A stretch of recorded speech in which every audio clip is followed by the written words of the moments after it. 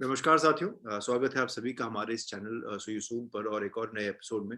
Corona संक्रमण के इस दौर पे आशा करते हैं कि आप सभी घरों में सुरक्षित होंगे, अपने परिजनों को, अपने परिवार वालों को, समाज में जो इर्द-गिर्द आपके लोग रहते हैं, उनकी भी खास सुरक्षा का ध्यान रख रहे होंगे और साथ ही घर में हैंड वॉश, मास्क और सैनिटाइज़र जी जैसी चीज़ें आपने अपने लिए उपलब्ध करा ली होंगी।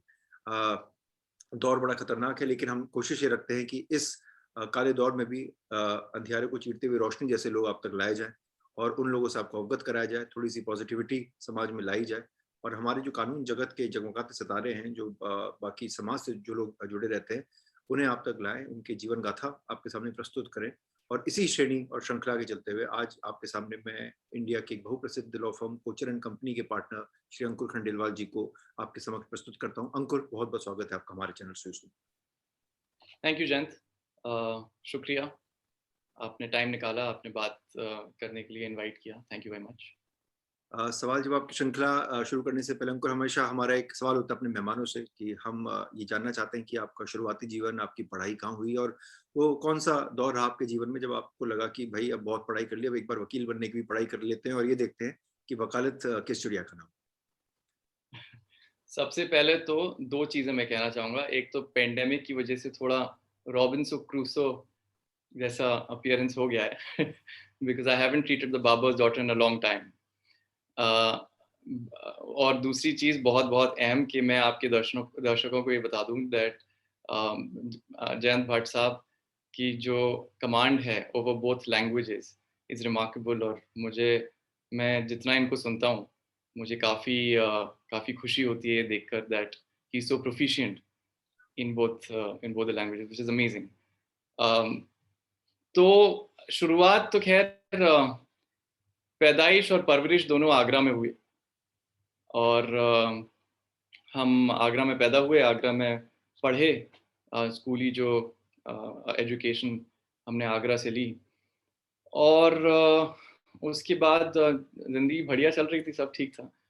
और कोई एज़ सच मैं आपको बोलूँ तो कोई टर्निंग इवेंट नहीं था, but I was very focused about law after one particular thing that happened in my life.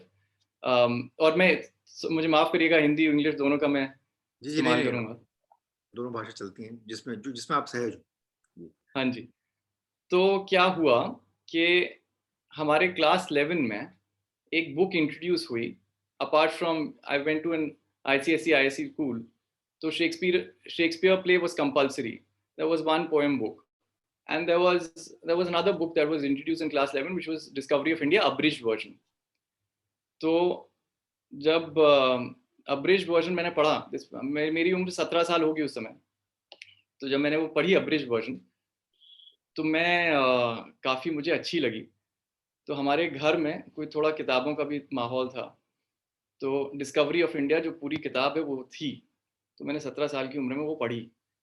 और that was a very impressionable age in a way. और I loved the book and in so many ways I loved the way it sort of conveyed so many thoughts about India and all of that. फिर एक ख़्याल आया कि अगर आप देखें, तो चाहे जवाहरलाल नेहरू हो, चाहे मोहम्मद अली जिन्ना हो, चाहे महात्मा गांधी हो, चाहे कोई भी हो, जो फ्रीडम स्ट्रगल में बहुत महत्वपूर्ण रोल जिन्होंने प्ले किया, वो सब लॉयर्स थे। तो मुझे लगा कि अब लॉ तो करना है।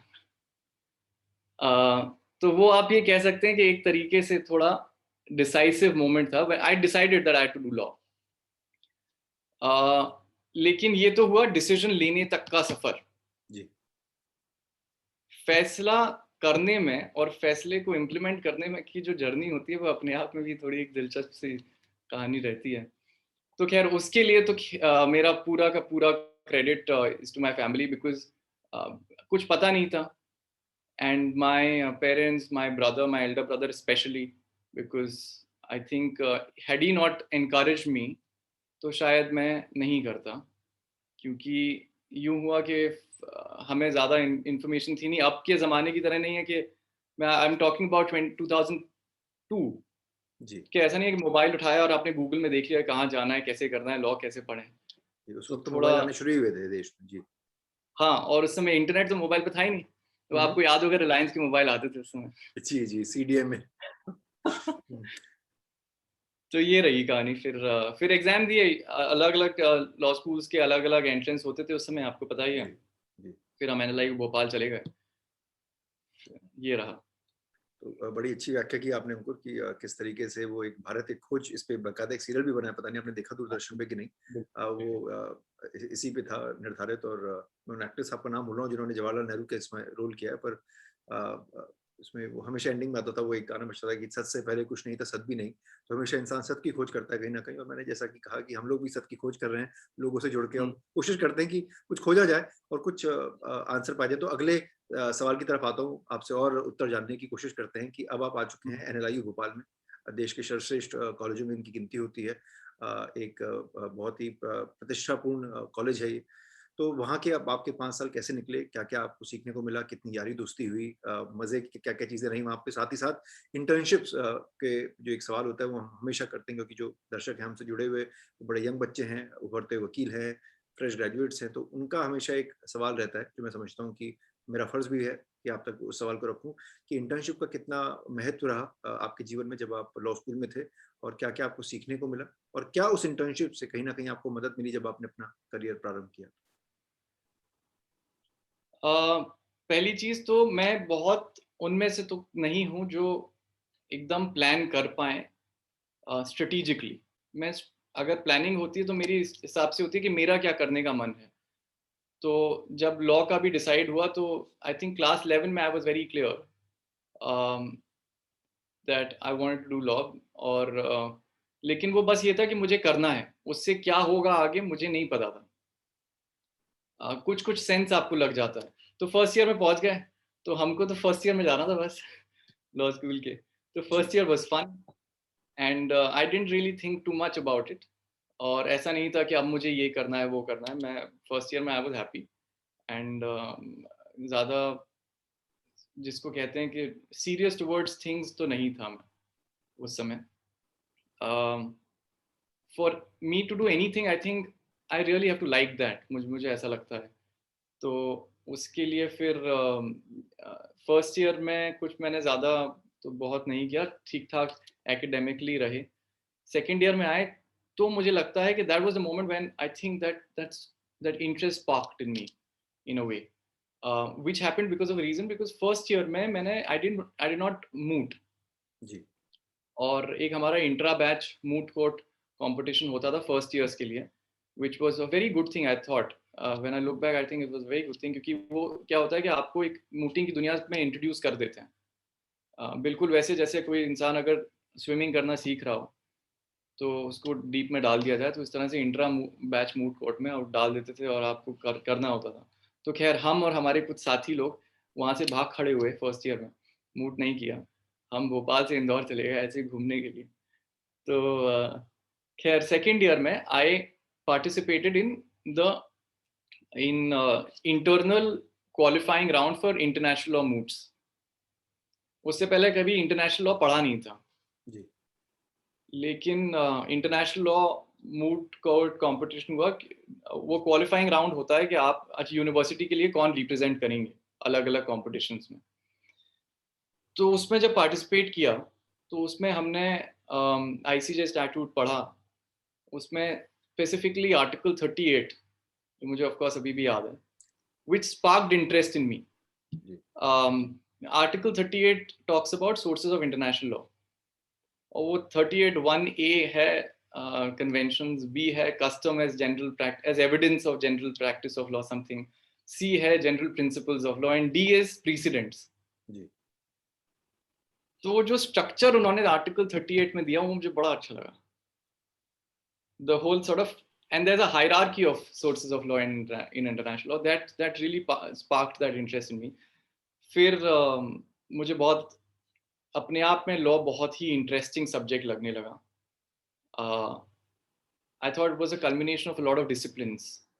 You had to, especially if you were doing international law then, so you had to, आपको geopolitical understanding भी होनी चाहिए। आपको ये भी होना चाहिए कि how are nations positioned, how did the coming together of nations happen, UN कैसे फॉर्म हुआ वगैरह वगैरह। जी। तो मुझे बड़ा मल्टी डिसिप्लिनरी लगा। और वहाँ से मेरा इंटरेस्ट शुरू हुआ। अच्छा, तब तक इंटर्नशिप मैंने शायद एक करी थी, लेकिन कुछ ऐसा ख़ास मन नहीं था। लेकिन उसके बाद मुझे लगा कि लॉ बहुत अच्छी चीज़ है। Then I started interning. तो आपने जो इंटर्नशिप वाला सवाल किया, मैंने सेकंड ईयर में मैं उस समय काफ़ी एक्सपेरिमेंटेटिव भी था nature, because I wanted to explore different things in law. जी। तो मैंने एक एलपीओ थी पेंजिया 3 करके, हम्म। मैंने सेकंड ईयर में वहाँ इंटर्नशिप की। और फिर उसके बाद फिर एक फर्म है अभी भी, सिंघानिया एंड कंपनी, जी। जी। मैंने वहाँ इंटर्नशिप करी दिल्ली में। ये रहा। और इंटर्नशिप्स अलग-अलग जगह करने से एक चीज़ रही जो मैं शायद, क्योंकि आपने बताया कि यंग स्टूडेंट्स भी शायद काफ़ी आपके, मैं तो बोलूँगा फैन्स हैं, क्योंकि मुझे पता है वो आपको काफ़ी जी। शिद्दत से फॉलो करते हैं। जी। तो I think had I not mooted, I wouldn't have developed the kind of interest I did in the field of law. क्योंकि I very instinctively loved research. I loved looking for provisions of law, judgments, this, that. मुझे लगा ये अपने आप में एक अलग sort of discovery है. And I think that really was a very important aspect of my law school life. In so many ways, a very determining aspect of my law school life. जी, बड़ा सुंदर वर्णन किया अंकुर आपने किस तरीके से law का जो मंथन है, जो हम सोचते हैं और जो हमें डूबना पड़ता है किताबों के बीच, और वो जो रहस्य हमारे इर्द-गिर्द जो हैं कि भई ये जो कानून है इसका मतलब क्या है, इसका मकसद क्या है, वो हमारी जो रिसर्च स्किल होती है बतौर एक वकील या एक लॉ स्टूडेंट वो बखूबी निखर के आती है। तो आपने एक तो इंटर्न का बताया, दूसरा आपने मुकुट की बहुत अच्छी बात की और इस पे मैं एकदम आपसे सवाल पूछना चाहता हूँ क्योंकि लॉ स्कूल के टाइम पर मैंने भी बड़े सारे मूव किए, पर मेरा मूव करने की वजह ये थी कि मैं सेकंड ईयर के बाद थोड़ा-सा उकतार-सा गया था अपने लॉ स्कूल से और थर्ड ईयर आते-आते मुझे लगा यार अब देश दुनिया घूमने का इससे अच्छा बहाना नहीं मिल सकता और अटेंडेंस की अटेंडेंस मिल जाती है और घुमाई की घुमाई हो जाती है। तो मेरा तो अपना जो वो जो इंसेंटिव आप कह लीजिए वो ये रहा था मेरा थर्ड ईयर ऑनवर्ड्स और मैंने ये करना शुरू किया कि हर सेमेस्टर 2-2 मूव मैंने अपने करने शुरू कर दिए। पर आपने इतनी बढ़िया बात की क्योंकि कई मूव जो मैंने किए वो इंटरनेशनल मूव्स थे और पता नहीं होता ना लाइफ में जब आप बहुत कुछ चीज़ें कर लेते हैं तो आप उससे बोर हो जाते हैं। बोर्डम सी कई बार आ जाती है, आई डोंट नो मेरी लाइफ में तो ऐसा हुआ। तो जब मैंने बहुत सारे इंटरनेशनल मूव कर लिए तो मैंने अपने आप से प्रण ले लिया कि मैं इंटरनेशनल लॉ कभी प्रैक्टिस नहीं करूँगा। पर इन माय लाइफ जब भी कहते हैं ना नेवर टेम्प्ट फेट, तो जब मैंने कहा कि मैं कुछ नहीं करूंगा वही मेरे साथ होता है। तो I ended up doing 2 international masters right after that with a mix of subjects. पर आपने यूएन की जो कन्वेंशन की बात की और आर्टिकल 38 की बात की, please correct me if I am wrong, पर मुझे जितना याद है कि मूव कोर्ट जब भी आप क्या करते थे अगर इंटरनेशनल लॉ का मूव होगा तो उसमें जूरिस्ट करके भी एक बात आता था कि मतलब फ्रॉम डिफरेंट जूरिस्ट अगर आप उससे प्रेसिडेंट और कुछ ड्रॉ कर रहे हैं और बहुत मर्तबा जो जजेस होते हैं अपने मूड कोर्ट में तंग करने के लिए या मूटर्स को ही पूछ लेते हैं कि do you think that person is an eminent jurist and sometimes you are taken off guard क्योंकि आप ओपनहाइम और ब्राउनली जैसी किताबें पढ़ तो रहे हैं, उसके अलावा अगर आपने कोई तीसरा हाथ कोट कर लिया और जज को अगर वो बात पता है या नहीं पता then you are for a toss. एक बात तो ये कि आपका उसमें क्या एक्सपीरियंस रहा ये मैं आपसे जानना चाह रहा हूँ। और दूसरा आपने इंट्रा लॉ स्कूल मूड की बात की। अब 2-3 चीजें हैं, आप नेशनल स्कूल के पढ़े हुए हैं, वहां पे मैंने भी ये कहानियां सुनी है कि इंटर स्कूल मूड होता है फर्स्ट ईयर में, टीम्स डिसाइड कर लेते हैं और टीम्स के हिसाब से रैंकिंग बन जाती है कि जो भी रैंकिंग बन गई उसके हिसाब से वो बच्चे जो टीम बनाएगा, जो टीम फॉर्म होगी वो नेशनल इंटरनेशनल मूव में पार्टिसिपेट कर सकता है। तो एक तो आपका मेरे ख्याल से कुछ हद तक मत जो मैं समझ पा रहा हूँ सुनने से कि आपको लगा भाई इंट्रा मूव तो बहुत अच्छी चीज है। मेरे टाइम पे लॉ स्कूल में क्या होता था, हम लोग का जो प्राइवेट लॉ स्कूल था तो इंटरेस्ट मूड का कॉन्सेप्ट नहीं था, ये था कि जो भी मूड आएगा it was an open challenger sort of thing कि कोई भी बच्चा टीम बना के पार्टिसिपेट कर सकता है। तो मुझे पर्सनली ऐसा लगा कि उसके 2-3 फायदे हैं कि साल के शुरू में आप बंद नहीं जाते, आपके पास हमेशा एक ऑप्शन खुला हुआ रहता है। हालांकि जो दुनिया के बड़े बड़े मूड हैं जैसे कि जेसप हो गया या मैनफ्रेड हो गया या विस हो गया, विस तो सो मच नहीं, पर जेसप के लिए हम लोग के जो सीनियर मोस्ट बैचेस होते थे फिफ्थ और फोर्थ ईयर के, अगर आप फर्स्ट ईयर में तो वो टीम जाती थी। तो सवाल घूम फिर के ये है, काफी बातें कर ली अपने लॉ स्कूल की, आपने एकदम मेरी मेमोरी जगा दी अपना वर्णन करके कि एक इंटर कॉलेज मूड बेहतर है या ये जो एक फ्री ओपन चैलेंजर राउंड होते हैं वो आपके हिसाब से बेहतर है? और दूसरा मूड कोर्ट करना क्या वाकई जरूरी है? जैसे मैंने कहा मुझे तो घूमने की आदत होगी इसलिए मैंने किया, पर आपके हिसाब से क्या मूड कोर्ट जरूरी है और क्यों जरूरी? देखिए अच्छा, मैं पहले इस सवाल पे पहले आता हूँ कि इंटरनल सिलेक्शन या फिर ओपन चैलेंज। बड़ा मुश्किल सवाल है, क्योंकि देखिए in in in both those versions you are at the end of the day participating with people from within the law school, right. और आप फिर सिलेक्शन के लिए जा रहे हैं। तो एक नजरिए से देखा जाए तो शायद ओपन चैलेंज सिस्टम में एडवांटेज ये है कि आपके पास प्रॉब्लम पहले से है, जो आपका, and then you are working on those facts. तो जब आप तैयारी करेंगे मान लीजिए मूड के लिए, then you are that much more prepared because you worked on it already. आपने उस पर आर्ग्यूमेंट्स बनाए हुए हैं, रिसर्च की हुई है वगैरह वगैरह। तो वो एक एडवांटेज मुझे बिल्कुल नजर आता है। और क्योंकि आपने इट्स मतलब बिल्कुल वो बात हो गई कि आप एक ही पिच पे आप सेकेंड डे बैटिंग करने गए, तो आपको पता है कि किधर टर्न करेगा किधर नहीं करेगा, और स्विंग करेगा तो कैसे स्विंग करेगा। तो वो एडवांटेज ज़रूर है। लेकिन खैर हमारे यहाँ तो इंटरनल क्वालिफाइंग पूल होता था कि इंटरनेशनल लॉ के, नेशनल लॉ के सिलेक्शन अलग हैं, इंटरनेशनल लॉ के अलग हैं, देन देयर फिर पूल बन जाता था जो भी जी। सिलेक्ट होते थे। जब पूल में से फिर कोई मान लीजिए मूट आया, तो फिर it would be offered to rank number 1 in that pool, rank number 2, इस तरह से जाता था। तो अगर मान लीजिए रैंक 1 ने डिक्लाइन कर दिया for whatever reason, he wants to wait for a particular moot, तो वो रैंक 2 पे आ जाएगा, इस तरह से स्लिप करता था।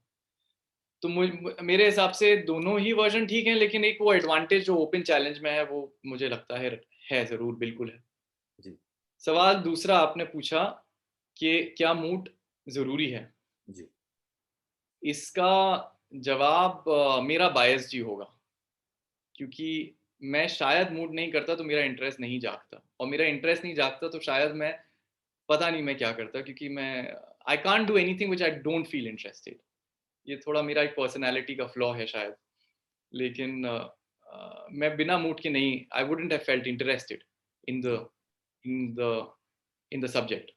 तो मेरा थोड़ा बायस्ड व्यू है कि मूड करना ज़रूरी है। उसकी 2-3 वजह हैं। मुझे लगता है कि अगर आप देखें तो लॉ दो, I mean if you are talking in general, तो लॉ के 2-3 बहुत एसेंशियल कंपोनेंट्स हैं।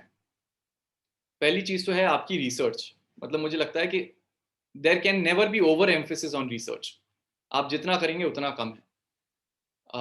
और जितना आप ढूँढेंगे उतना ज़्यादा मिलेगा आपको। आप इस ज्यूरिस को पढ़ेंगे, उस ज्यूरिस को पढ़ेंगे, इस प्रोविजन का बैकग्राउंड देखेंगे कि अच्छा ये कहाँ से इनकॉर्पोरेट हुआ, यूएस से इनकॉर्पोरेट हुआ, यूके से सो एक अपने आप में वो एक, it's like a tunnel that sort of you enter and never exit in a way.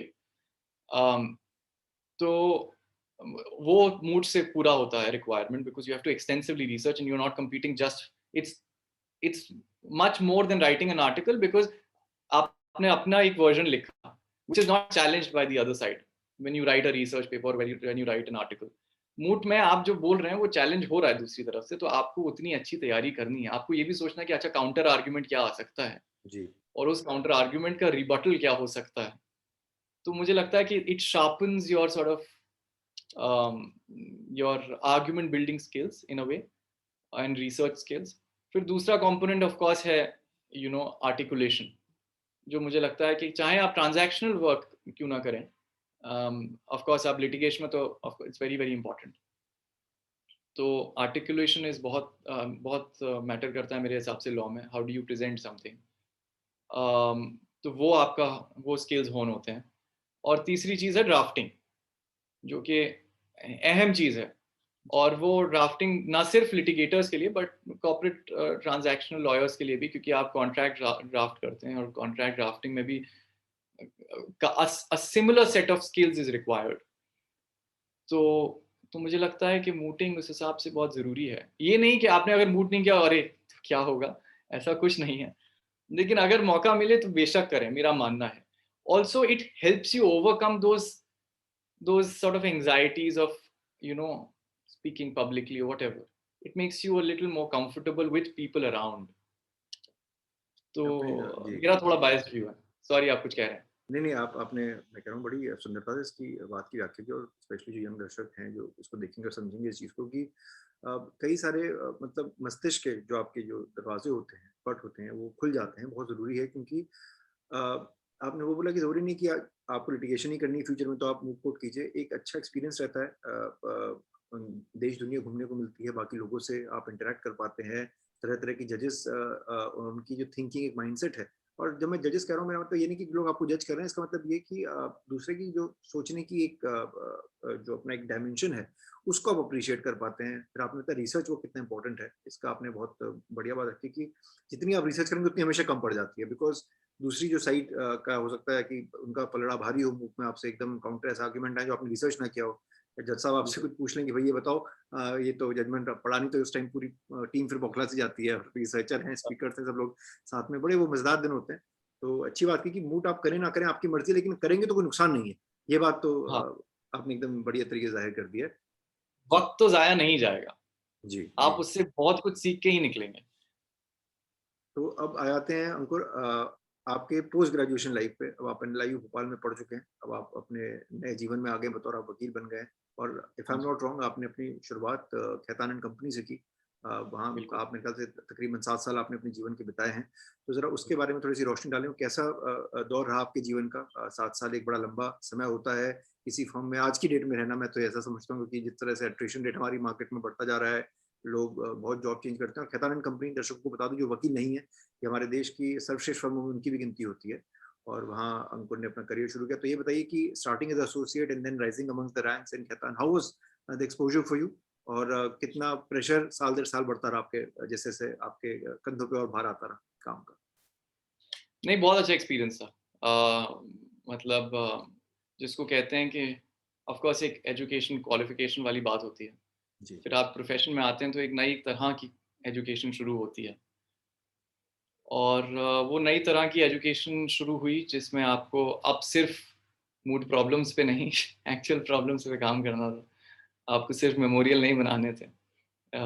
You had to then now actually draft things which would be filed. तो उसका अलग एक जॉय भी होता है, उसमें अलग प्रेशर भी होता है। आपको ये भी of course I mean when you join it's not as if कि आप पहले दिन जाते हैं और आप कॉन्स्टिट्यूशनल लॉ का कोई भारी मैटर आर्ग्यू करते हैं। जी, तो आप धीरे-धीरे ही सीखते हैं और पहले आप थोड़ा लीगल नोटिस ड्राफ्ट करते हैं, जो भी ड्राफ्ट करते हैं, of course that is supervised by a senior. मुझे बहुत अच्छा अम, मेरी खुशनसीबी थी कि मुझे प्रोफेशनली काफ़ी अच्छे लोग मिले। Even when I was interning for that matter. जी, मतलब वो मेरा काफ़ी अ, इनफैक्ट हमने वो जर्नी में वो स्किप कर दिया। कुछ-कुछ लोग बहुत अच्छे मिले, जी, जिन्होंने बहुत अच्छी तरह से हेल्प करी।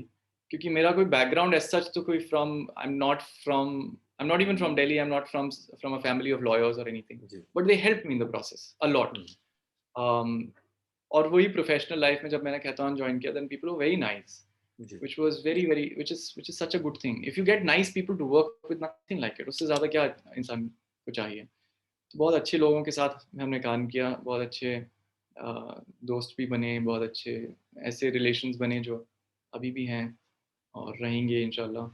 तो सब अच्छा रहा, सब बढ़िया। तो सीखने को बहुत मिला। हमने सिविल अच्छा, एक बहुत अच्छी बात जो आपने पूछा कि वो कैसी जर्नी रही, तो बहुत बहुत इम्पोर्टेंटली जी, in a period of those 7 years, I did a variety of matters, which perhaps was remarkable. क्योंकि मैंने सूट्स भी किए, सिविल सूट्स भी किए, मैंने क्रिमिनल ट्रायल्स भी किए, मैंने शेयर होल्डर्स डिस्प्यूट्स भी किए, मैंने थोड़े complex complicated white collar matters भी किए। 2016 के बाद इंसॉल्वेंसी भी काफ़ी किया। तो it was a mixed bag, जी। Which experience I think was enormous. मुझे बहुत आई थिंक जो आपको फाउंडेशन चाहिए होता है, वो मुझे काफ़ी अच्छा मिला वहाँ।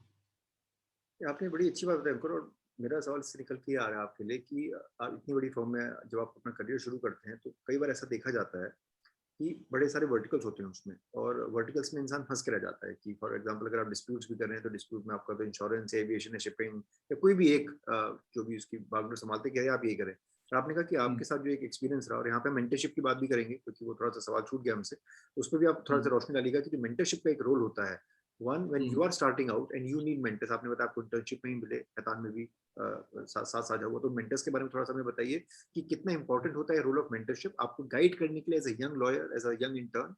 और दूसरा, मेंटरशिप के सवाल के बाद फिर मैं आपसे दूसरा सवाल करूंगा, पहले इस सवाल को करते हैं, उसके बाद दूसरा सवाल करेंगे आप। राइट। तो एक चीज़ मैं आपको बताऊँ, मैंने एक थोड़ा पीछे जाऊंगा मैं, क्योंकि हम मेंटर्स की बात कर रहे हैं जिसको हमने थोड़ा सॉर्ट ऑफ स्किप कर दिया। मैं शायद सेकंड ईयर में था जब मैंने विस वियना, जी। और मैं उस समय I fell in love with arbitration. और मुझे बड़ा अच्छा लगा सब्जेक्ट, नया था स्कूल में, लॉ स्कूल में एज करिकुलम नहीं पढ़ा था तब तक।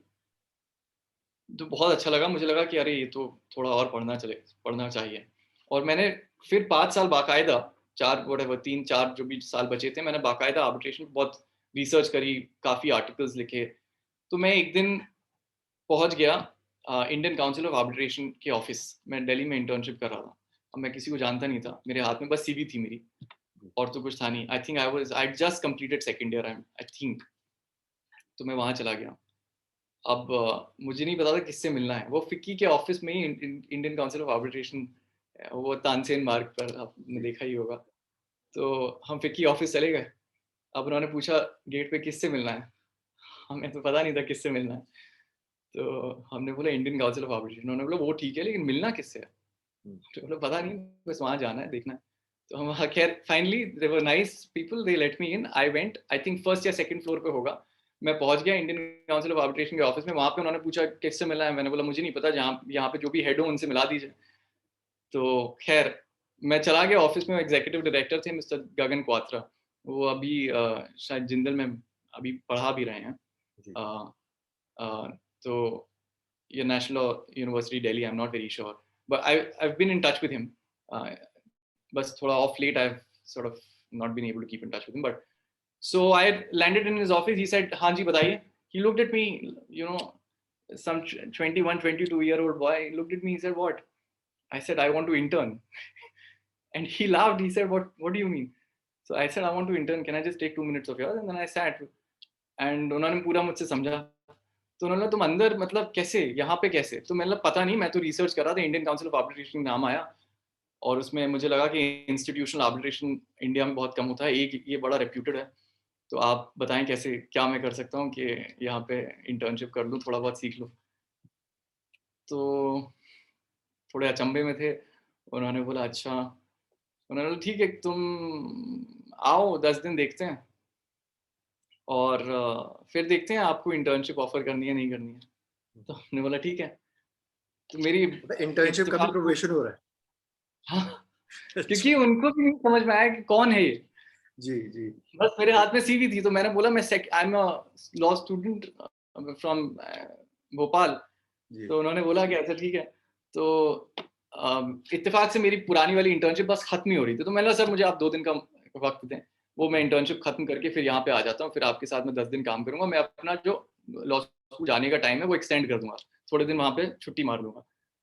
तो उन्होंने बोला ठीक है तुम्हारी मर्जी, तुम जब भी आना चाहो 10 दिन लगा दो। तो मैंने बोला ठीक है। सो मैंने वो इंटर्नशिप खत्म करी, यहाँ आ गया।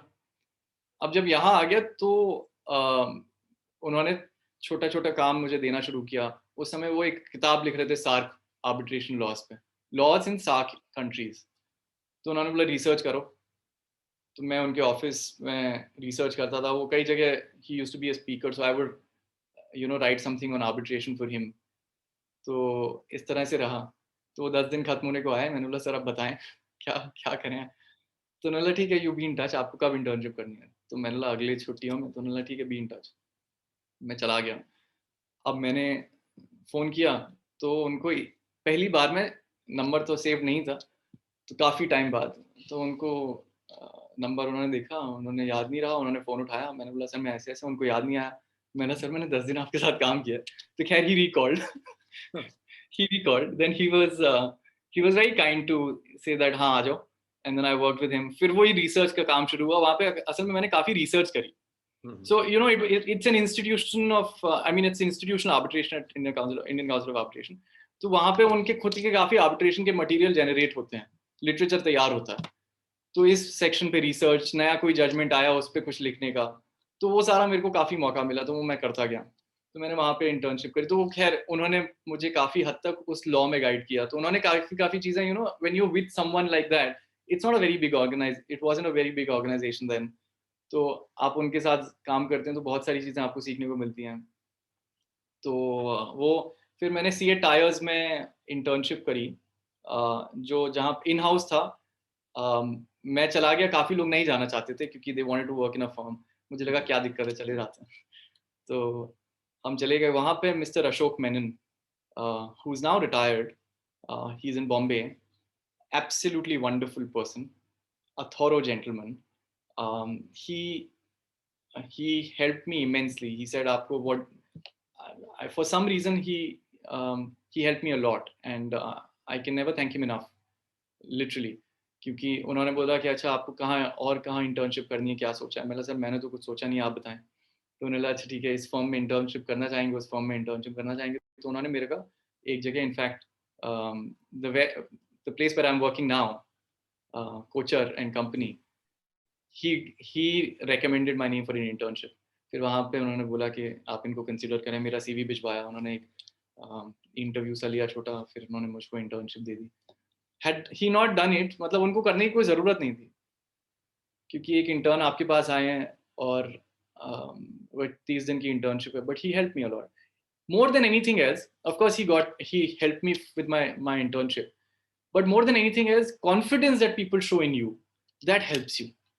तो मेंटोर्स का जो आपने बोला, सवाल किया, वो एकदम मेरे हिसाब से एक तो चीज़ है अपने आप में कि आपको हेल्प करें to perhaps give you a lead for something, but more importantly if they can show that kind of confidence in you, कि आपको खुद पे कॉन्फिडेंस आ जाए कि आप बोले हाँ ये this is doable, I can do it, that someone thinks that I do a decent job.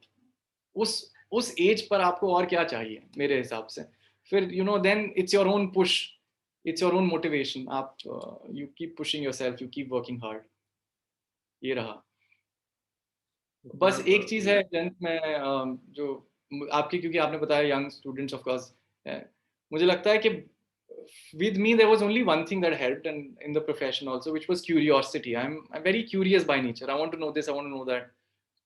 तो जब मैं रिसर्च करता हूँ तो एक चीज़ से दूसरी निकलती है, तो दूसरा जजमेंट मुझे पढ़ना है। जब तक नहीं पढ़ा मैंने तो मुझे तसल्ली नहीं है। तो वो थोड़ा हेल्प किया, बस और कुछ नहीं। अच्छा, देखिए 2-3 चीज़ें बड़ी अच्छी निकल के आई आपकी बात से कि बेचैनी बुरी चीज़ नहीं होती। आपने बोला कि आप फितरतन बेचैन हैं, आपको चीज़ें पढ़नी होती है, बड़ी बड़ी अच्छी बात है, क्योंकि जब तक कहते हैं ना आदमी सोना तभी के सोना बनता है, ऐसा कहा जाता है। तो निखार लाने के लिए बहुत ज़रूरी है कि उस तपिश में हम तपें और रिसर्च करें। रिसर्च का आपने एक महत्व था। दूसरा जो मुझे बड़ी अच्छी चीज़ लगी, जो आपने अपने इतने सुंदर वर्णन की दोनों इंटर्नशिप और मेंटरशिप के, कि खुद की इंक्लिनेशन कितनी चीज़ को पाने की। आप खुद गए बकायदा 10 दिन में, जो मैंने कहा कि भाई प्रोबेशन रखा जा रहा है इंटर्नशिप में, मैंने भी पहली मर्तबा सुना। तो it's something new for all our viewers also, कि भाई 10 दिन आपने लिटरली अपने आप को प्रूव करने के लिए कि आपको इंटर्नशिप मिल सके, आपने वो काम किया। फिर मेनन साहब का आपने जिक्र किया कि कितने अच्छी तरीके से उन्होंने आपको बिना किसी ध्येय के उद्देश्य के आपको as a young person promote किया, जो जो उनसे हो पड़ा। और ये मैं समझता हूँ एक किसी भी मेंटर का बहुत एक अहम रोल है, जो लोग नहीं समझ पाते शायद, स्पेशली हमारे समाज में, कि मेंटर इज समवन, जो आपने बड़ी अच्छी बात की, कि mentor is someone who helps you when you are not that somebody that you will become in the future. और ये बहुत जरूरी है, क्योंकि जब आप किसी को जानते हैं, जब कोई पावर पोजीशन में है, या जिससे आपको एक कहते हैं ना कोई प्रो को रिलेशनशिप एस्टैब्लिश करनी हो, तो हर कोई करता है, तो दुनियादारी की बात हो गई। पर जब आप कुछ नहीं है जीवन में, तब आपकी कौन मदद करता है? ये लोग हमेशा आपके साथ यादों में, और एक कहते हैं ना, एक वो एक अटूट बड़ा महीन बंधन जो होता है इंसानियत का, उससे हमेशा जुड़े रहते हैं। तो ये आपने दो बहुत बढ़िया वर्णन किया। तो मैं in fact I must thank you कि जिस तरह से हमने ये गलती स्किप कर दिया क्वेश्चन, आप इसको वापस लाए और इतना आपने बढ़िया हमें बातें बताई। अब आ जाते हैं आपके खैतान वाले दौर पे, जहाँ मैं आपके वर्टिकल्स की उस टाइम बातें कर रहा था, कि जब आप यंग होते हैं तो कई बार फर्म में जो हमारे बाकी मित्र भी हैं, उनसे भी बात होती है, तो वर्टिकल्स में बन जाते हैं। और वर्टिकल से बनने से कहीं ना कहीं एक जो लीगल क्रिएटिविटी होती है, मैं समझता हूँ उसमें अंकुश लग जाता है। उसमें ये होता है कि लोग कहते हैं कि करते करते बोर हो रहे हैं, या दूसरा पार्टनर शायद हमें काम नहीं दे रहा, या वो अपनी टीम में बहुत बिजी रहते हैं, तो बहुत सारी तरह की एक वर्क डायनामिक्स उसमें इन्वॉल्व हो जाते हैं। और कुछ हद तक आपने बताया कि you are lucky to work on different themes as a young lawyer, कि आपने सिविल भी काम किया, क्रिमिनल भी, व्हाइट कॉलर भी, और जब आईबीसी आया तो उस पर भी आपको काम करने को मिला। तो one, how did you find your way in a big firm like this to work on different matters? वो कैसा रहा? आपने मुझे मेंटरशिप का रोल समझा, तो आप ये भी मुझे बताइए that when you are also growing in the profession, how were you as a mentor to your mentees? खैर वो सवाल का जवाब तो मैं दे नहीं पाऊंगा, क्योंकि उन्हीं को देना है। जी। वो तो थोड़ा एक सेल्फ सर्विंग आंसर हो जाएगा। जी। But coming back to Khaitan, और जो आपने बताया वर्टिकल्स वाली बात, कुछ बाय डिफॉल्ट, कुछ बाय डिजाइन। बाय डिफ़ॉल्ट, क्योंकि उस फ़र्म का कल्चर जब हमने जॉइन किया काफ़ी it's a great place for sort of learners to and beginners to begin, क्योंकि आपको बहुत सारे मैटर्स पे काम मिल जाता है बाय डिफ़ॉल्ट। जी the the system is like that कि आप because your partner is working on so many other things, so many such a variety of matters in the dispute scene that you end up working, उसमें आपको बहुत ज़्यादा कुछ करने की ज़रूरत नहीं है, but you end up working and आपसे वो आपका कोई प्लानिंग नहीं होती, आपके पास एक सिविल सूट भी आता है, आपके पास एक क्रिमिनल मैटर भी आता है, आपके पास कंपनीज एक्ट का ओपिनियन भी आता है, सब कुछ आता है। तो आप वो करते हैं बाय डिफ़ॉल्ट। तो उसमें मेरा कोई कुछ ऐसा नहीं था, वो बस सिस्टम ऐसा था, बहुत अच्छा था, जिसकी वजह से हमने काफ़ी सीखा, बहुत सारे कंज़्यूमर मैटर्स किए, तो वहाँ पे अपीयरेंस का काफ़ी चांस मिला, क्योंकि डिस्ट्रिक्ट फोरम में हम चले जाते थे, तो वहाँ पे बहस करते तो बड़ा मज़ा आता था। तो वो सब काफ़ी किया, but I to be honest with you, I don't know how to explain why verticals did not exist. All I know that बहुत रिजिड डिमार्केशन नहीं था, जी because of which I got to work on a variety of matters. सिवाय मैंने कोई transactional वहाँ काम नहीं किया, क्योंकि लिटिगेशन कॉर्पोरेट बहुत अलग अलग था, but in disputes I did a fair amount of work in the sense in terms of variety, जी और ऑन अ डेली बेसिस कि आज आप सुबह कुछ कर रहे हैं और शाम को कुछ और कर रहे हैं, आप रिट पे भी काम कर रहे हैं, और आप एक रेगुलेटरी मैटर पे भी काम कर रहे हैं, तो वो variety by virtue of the system being like that आपको जी मिल जाता था। जी एक एक और स्टेप पहले आना चाहता हूँ, सॉरी आप प्लीज कंप्लीट कीजिए, उसके बाद फिर मैं कंटिन्यू। नहीं, बस ये था कि मैं फोकस था कि मुझे आर्ग्यू भी करना है, तो in my initial days I would request my seniors and they were very nice and very encouraging that they would say कि हाँ, कर लो जाके आर्ग्यू। तो कुछ-कुछ मैटर्स होते थे which were not a very high stake if I would say, जी and if I had worked on it, so sort of very nicely they would say, अच्छा ये incorporate this in your arguments, incorporate that in your arguments वगैरह वगैरह। तो हम argue भी करते थे, थैंकफुली वो भी अपॉर्चुनिटीज मिली, टू बी ऑनेस्ट। जी जो जो अमूमन तौर पे आप बोलेंगे कि अच्छा बड़ी फर्म्स में नहीं होता होगा, हम्म लेकिन वो हमें अपॉर्चुनिटीज मिली। जी तो इसके बाद अंकुर आप आ गए हैं कोचर एंड कंपनी में, अब आप यहाँ पार्टनर इतने सालों से कार्यभार संभाल रहे हैं, तो एक तो मुझे ये बताएं कि कितना फर्क पड़ जाता है जब आप एक एसोसिएट होते हैं और जब आप पार्टनर का चोगा पहन लेते हैं, तो जाहिर सी बात है, जिम्मेदारी बढ़ जाती है, बिलेबल्स की आपको जवाबदेही देनी होती है फर्म्स में, you have to be a ring maker also. तो ज़्यादा स्ट्रेसफुल लाइफ कौन सी है, बतौर एसोसिएट या बतौर पार्टनर, दोनों ही स्ट्रेसफुल? अ, देखिए, स्ट्रेसफुल तो मैं बोलूँगा कि नहीं, कुछ बहुत मतलब I think it also depends on the person. जी स्ट्रेस तो खैर हो भी जाता है, एक इंसान की फितरत पे भी बहुत डिपेंड करता है मेरे हिसाब से। तो स्ट्रेस तो मुझे दोनों ही जगह लगा, क्योंकि मुझे लगता है कि मैं I am that sort of a person कि मुझे I really get involved in things. तो तो मुझे लगता है कि वो मैं I can't escape that, but it's not because of change in anything. Roles में बहुत डिफरेंस हो जाता है। जी जैसे आपको पहले you just your in a way your client essentially when you were an associate is your senior or your partner in a way, right right क्योंकि आपको जो ड्राफ्टिंग का काम दिया है हम्म तो आपके सीनियर ने दिया है, आपने फाइल पढ़ी, आपने ड्राफ्ट किया, तो आप जिसको सबमिट करें वो आपके सीनियर है, पार्टनर हैं, जो भी हैं। तो as a job I have to ensure that it meets his standards and expectations, and indirectly that of the client, because of course he knows and he understands how the client would also want it to be and how the judges and the courts would want it to be. तो वो एक indirect way हो जाता है, but your first line of in a way submission is your partner। तो आपको वो मद्देनजर रखना होता है कि जो ड्राफ्ट है, और वहीं उन्हीं से आप सीखते भी हैं, क्योंकि आप उन्हीं से डांट भी खाते हैं, आप उन्हीं से जी सुझाव भी लेते हैं, सब कुछ है। तो तो वो एक रोल का फर्क हो जाता है। now when you sort of go in a position where you're interacting with the clients and you're also arguing and also, you know, um, really at the front, तो फिर आपको बहुत सारी चीज़ों को नज़रिए में रखना होता है कि आप ये भी देखना होता है कि भाई the client's satisfied that all points are incorporated, the court is satisfied that you've put all documents वगैरह, कुछ point नहीं मिस हुआ हो या फिर कोई ऐसा point नहीं लिख दिया हो which perhaps maybe because the client is involved personally wants us to put, but it may perhaps go against us. तो वो जो filtering का process है, then one has to sort of apply their mind in a very different way, I would say. वो shift होता है, ज़रूर होता है. और बाकी तो खैर जो आपने रोल्स के डिफरेंसेस के साथ रिस्पॉन्सिबिलिटीज आती हैं वो है ही हैं, that you have to ensure that you know things are working for the team, you know, in terms of work, in terms of everything else, वो ज़रूर है. बट मुझे लगता है कि स्ट्रेस इंसान पे ज़्यादा डिपेंड करता है. वीरेंद्र सहवाग भी होते हैं और राहुल द्रविड़ भी होते हैं कि वो ओपनिंग पे जाते हैं और स्ट्रेस नहीं लेते हैं और द्रविड़ स्ट्रेस दे देते हैं.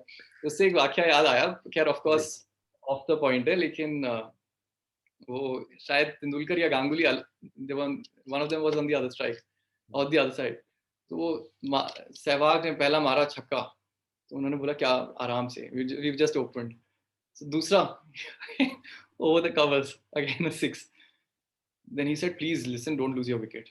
The third goes on the leg side. Then Sachin said, I'm not speaking to you, do whatever you want to do.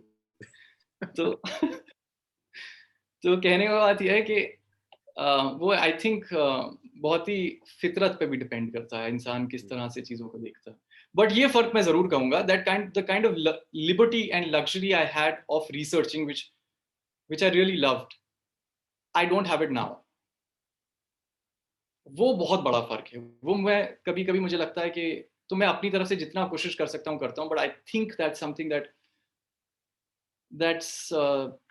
that doesn't remain always. You don't get to then sit down and pull out judgments, etc etc. बड़ी अच्छी बातें की जी. आप complete कीजिए, उसके बाद मैं अपना अगला सवाल इससे निकाल के करने वाला हूँ आपको. जी नहीं, तो मुझे लगता है कि वो एक चीज, जैसे मेरा एक हैबिट था कि कोई भी नया जजमेंट आता था तो मैं निकाल के you know I would read it. अगर कुछ मेरे पसंदीदा सब्जेक्ट पे है तो बेशक, मतलब उसमें तो कोई डाउट ही नहीं है, बट मैं वो पढ़ता था. कोई अगर मान लीजिए कोई जैसे एक्ट भी आते थे नए, जैसे आईबीसी आया जी, तो मैंने पढ़ा क्योंकि मैं वही I just wanted to know what is there, was very curious. वो मुझे लगता है कि वो थोड़ा थोड़ा अब छूटता जाता है, तो उस चीज का आपको मलाल सा रहता है. मलाल कहें या ये कहें कि पता नहीं, अब ये भी कहना सही नहीं होगा कि अरे बिल्कुल टाइम नहीं है. ये भी शायद अपने आप में कहना सही नहीं होगा, लेकिन हाँ वो थोड़ा कम हो जाता है. That I don't think is a very good thing. That I miss, that liberty, that luxury I don't have. बड़ा सुंदर तरीके से आपने बात रखी अंकुर इस चीज़ को. और एक जो मैं स्पष्ट कर दूं अपने दर्शकों को, जो अंकुर ने बहुत अच्छी बात कही, और जो नए बच्चे आ रहे हैं उनको समझना चाहिए कि जब आप शुरू करते हैं कहीं पे भी काम, किसी भी दफ्तर में, और खासकर अगर आप लॉ फर्म में अपना काम शुरू करते हैं, करियर शुरू करते हैं, तो उन्होंने बोला आपके पहले जो क्लाइंट हैं वो आपके सीनियर्स हैं.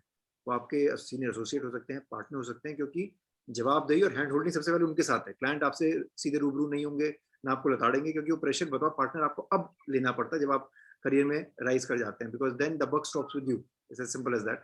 तो ये मैं समझता हूँ बहुत अच्छी बात है. तो जब आप यंग हो, रिसर्च पे ध्यान दीजिए, काम को एंजॉय कीजिए, क्योंकि जैसे आपने बताया समय तो घंटे तो 24 ही रहते हैं, लेकिन उन 24 घंटों में फिर मैनेजमेंट की जो प्रक्रिया होती है बहुत फर्क हो जाती है.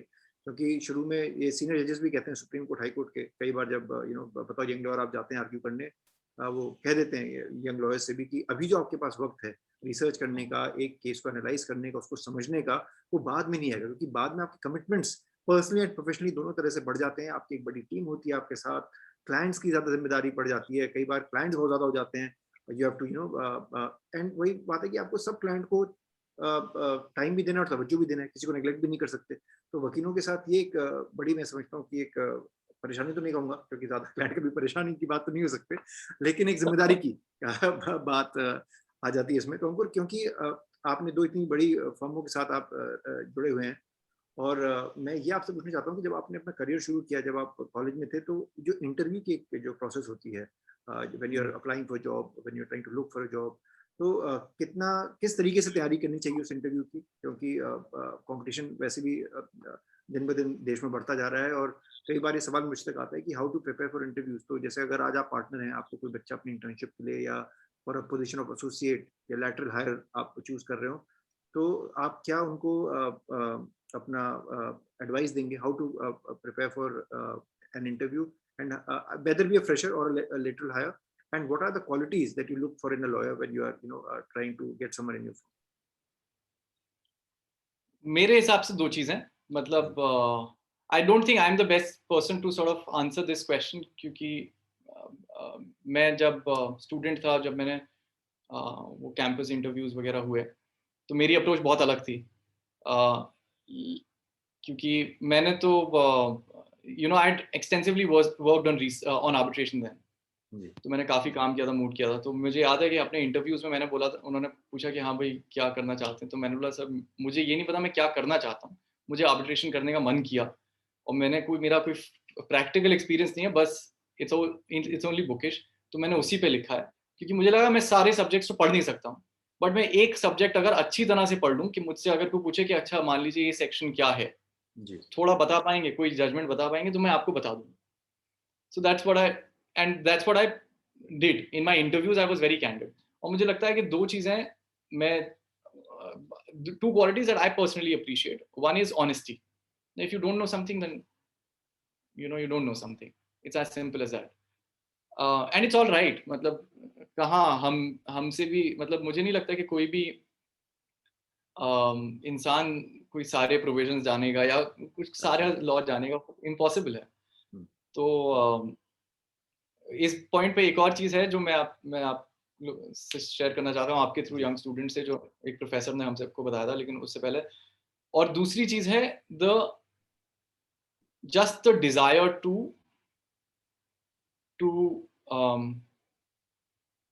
To work hard. मेरे हिसाब से law is a very sort of is a hard worker's profession. I think it doesn't require brilliance as much. I don't think it requires genius as much. But I think what it really requires is how much can you work hard. मेरा ये assessment है, क्योंकि it may not require an Einstein really to make a great lawyer.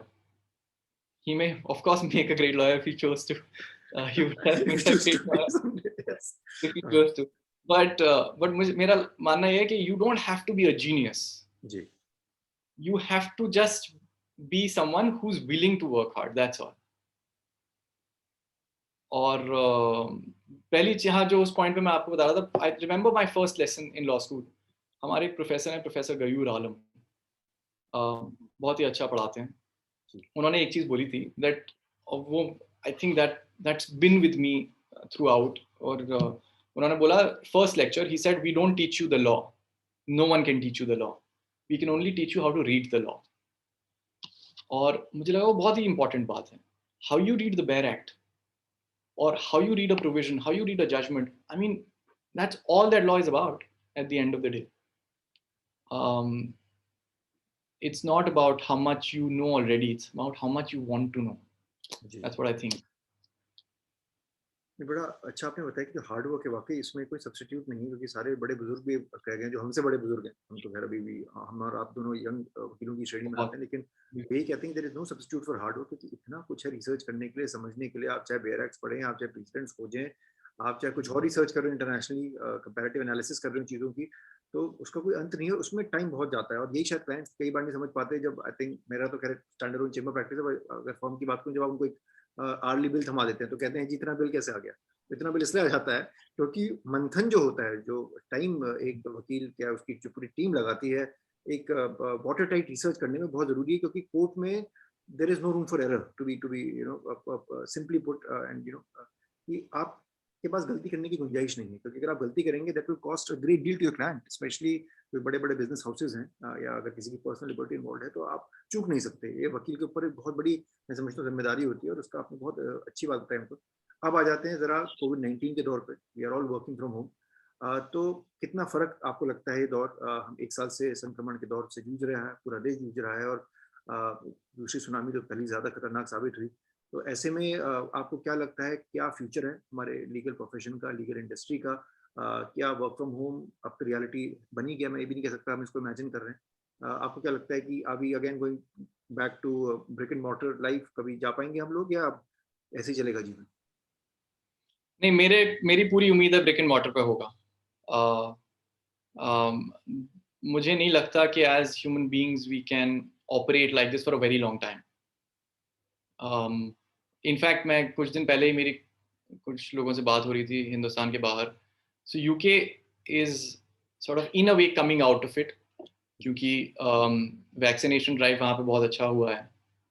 That has been the vaccination drive has been a success almost, because a lot of people, a huge percentage of the population is vaccinated. सवाल ये है कि वो vaccination अपने आप में कितना effective है, वो तो खैर वक्त ही बताएगा।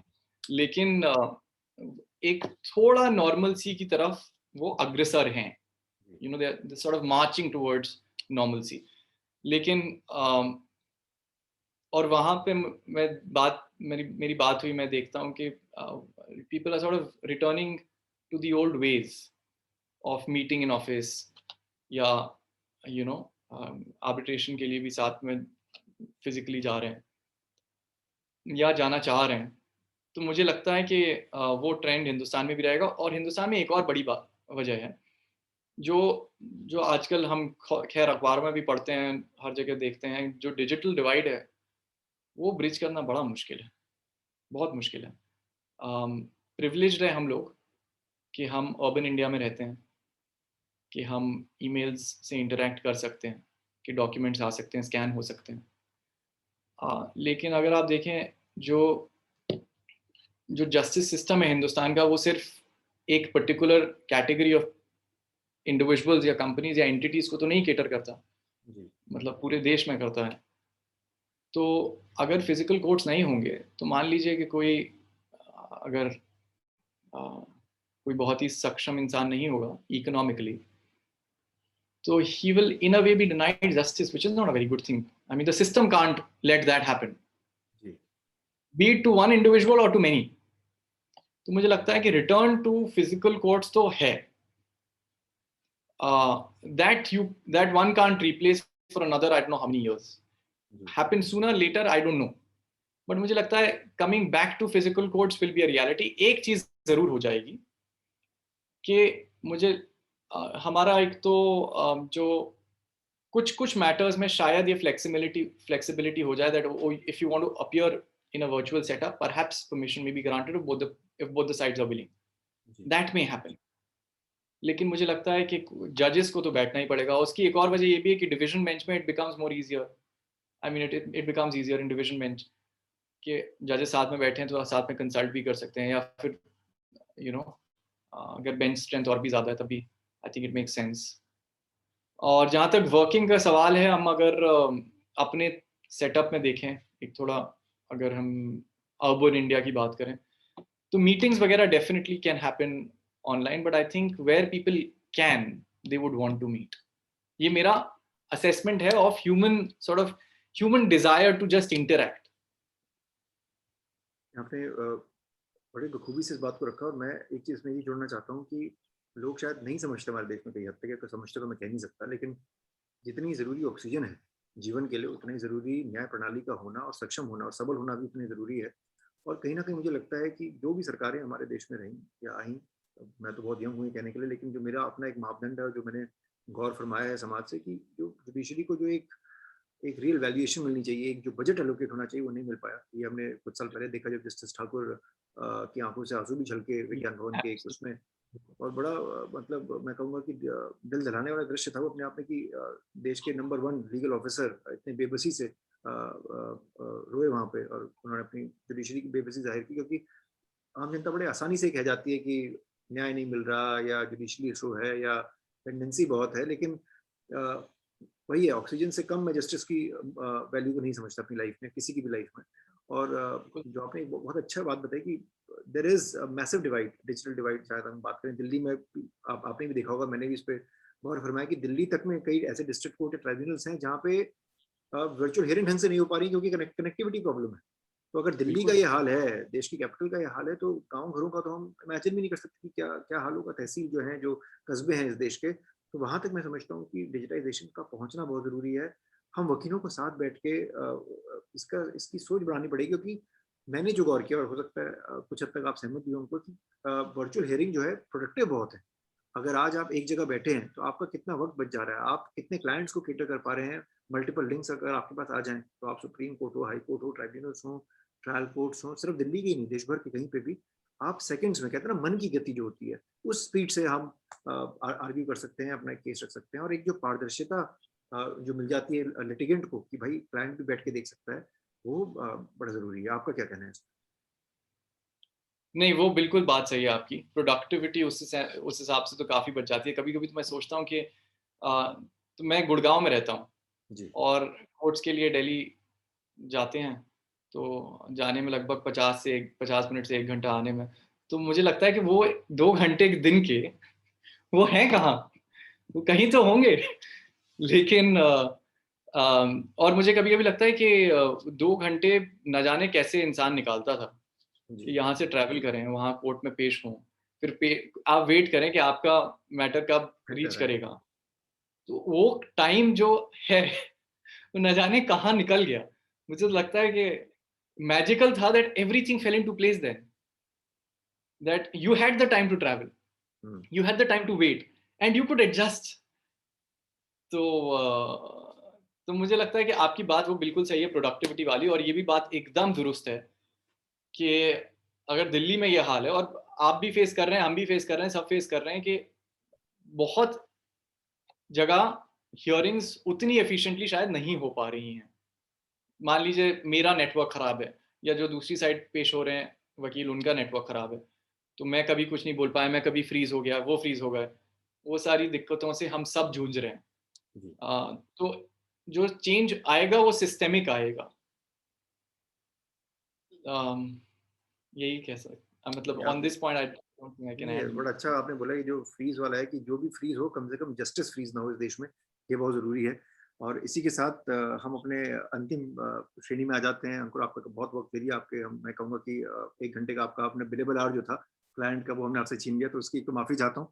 लेकिन साथ ही में प्रोग्राम के अंत में मैं हमेशा ये गुज़ारिश करता हूँ अपने मेहमानों से कि जो हमारे यंग दर्शक हैं और मैं इसको हमेशा रिपीट ज़रूर करता हूँ इस चीज़ को कि यंग से मेरा मतलब यूथ से नहीं है। Young at heart and young in mind को भी हम यंग की कैटेगरी में डालते हैं, श्रेणी में डालते हैं। उनके लिए आपकी क्या टिप्पणी है? आपके जो कुछ ज्ञानवर्धक बातें हम तक साझा कीजिए और क्लोजिंग कमेंट्स आप अपने प्लीज़ हमें हमारे दर्शकों तक।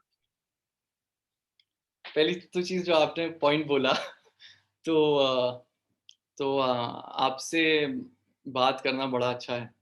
So that overweighs everything else. It overweighs any other consideration. और दूसरी चीज़ ये है कि क्लोजिंग में बस मेरा इतनी गुज़ारिश है सबसे कि do what you feel like. I think अगर आपको लगे किसी मोमेंट पे कि हम टाइप कास्ट ना करें चीज़ों को, हम ढांचे में ना डालें चीज़ों को। जैसे एक मैं आपका कुछ एक पहला किसी से बातचीत देख रहा था, तो आपने ये भी बात बोली कि लोग आते हैं with a certain decided outcome of how their career will be, जी, कि हमें कॉर्पोरेट लॉ ही करना है, हमें यही करना है। तो मुझे लगता है कि one has to be on a perpetual journey of discovery. तो हम चीज़ों को ढांचे में ना डालें कि यही करना है, क्योंकि ये शायद रेम्यूनरेटिव है। In fact I was speaking to someone, मेरा मानना ये है कि any field of interest can be remunerative, but not every remunerative field may be of interest. So that I think one should just keep in mind, and one should not be driven by either peer pressure or नहीं ये आजकल चल रहा है, आजकल ये law चल रहा है, आजकल वो लॉ चल रहा है। उस पे फोकस ना करके अगर हम देखें कि क्या-क्या ऐसा है जो यू नो जो जेन्युइनली हमारे अंदर एक उत्साह उत्पन्न करता है, तो अच्छा रहेगा। हमारे बाकी एकदम तो आँखें आनी शुरू हो गई है बाहर, आपकी तरफ पता नहीं क्या है, पर यहाँ पे थोड़ा-सा धूल आती हुई दिख रही है खिड़की के बाहर से और आपने इतनी बढ़िया-बढ़िया बातें साझा की हमको। एक तो उसके लिए बहुत-बहुत धन्यवाद। आपने अपना समय निकाला आए और लोगों से मैं अंततः यही कहता हूँ कि इस दौर में थोड़ा-सा अपना ख्याल रखें और इस प्रोग्राम को अंत करने से पहले एक हमारी अपील रहती है दर्शकों से कि प्लीज़ हमारे चैनल को लाइक करें, शेयर करें, सब्सक्राइब करें, ताकि जो हमारी छोटी सी मुहिम है लीगल अवेयरनेस फैलाने की देश दुनिया में, जगत में, वो साझा हो सके। और अगर आपके मित्र हैं जिनको हमारी बातें समझ आती हैं, उन तक हमारी बातें रखें। और कोरोना के दौर में इस प्रोग्राम को अंत करने से पहले बशीर बद्र साहब का एक छोटा सा शेर अर्ज कर देता हूँ, क्योंकि आपने इतनी बड़ी बड़ी बातें अंकुर की, तो ये शेर आपके लिए भी नवाज देते हैं। वो ये कहते हैं, कोरोना, और मेरे ख्याल से कोरोना से बड़ा मिलता जुलता शेर है कि यूं ही बेसबब ना फिरा करो, कुछ शाम घर भी रहा करो, कोई हाथ भी ना मिलाएगा जो गले मिलोगे तपाक से, ये नए मिजाज का शहर है, यहाँ फासले से रहा करो। तो वही बात है कि कोरोना है तो थोड़ा सा हैंड वॉश, मास्क और सोशल डिस्टेंसिंग मेंटेन करें। एंड बहुत खुशी मिली अंकुर आपसे बात करके। जुड़े रहिएगा हमसे ऑफलाइन भी इसके बाद। And until next time, see you soon. Thank you.